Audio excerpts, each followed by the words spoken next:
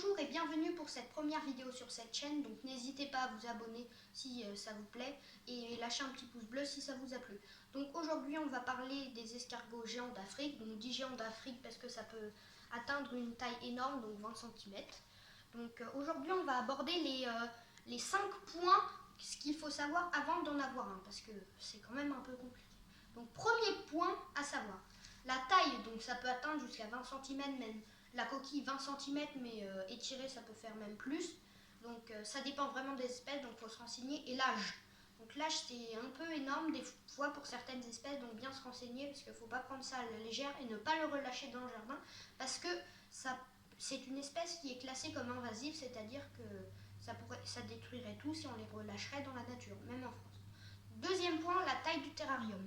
60 cm par 30 par 15, c'est largement suffisant. Et là, j'ai le couvercle avec des petits trous pour qu'il respire. Après, le troisième point, c'est le substrat qu'on va mettre. Donc là, c'est de la terre, donc il y a 10 cm.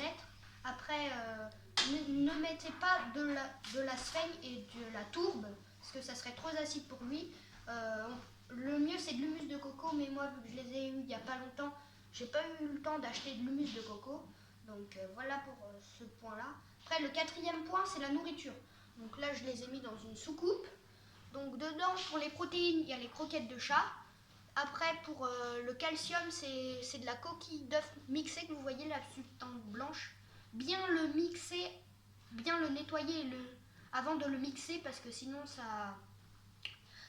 ils n'aimeraient pas le blanc et le jaune.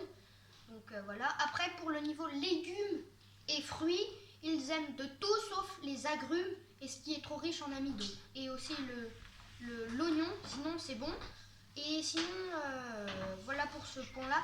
Après, le cinquième point, c'est la reproduction. Donc il faut savoir qu'ils sont hermaphrodites, donc il en faut minimum 2 pour faire des bébés. Après, sinon, le nombre d'escargots bébés que vous allez avoir, parce qu'il y a des espèces, c'est de 200 à 500 œufs toutes les 2 semaines, donc c'est énorme, donc faut bien faire attention à ça. Et donc voilà, donc faut faire attention à ne pas en avoir trop, sinon vous ne pouvez pas les relâcher, du coup vous serez obligé de les donner à d'autres personnes. Donc voilà pour ces points-là. Je vais vous donner le dernier point très très important, c'est la température.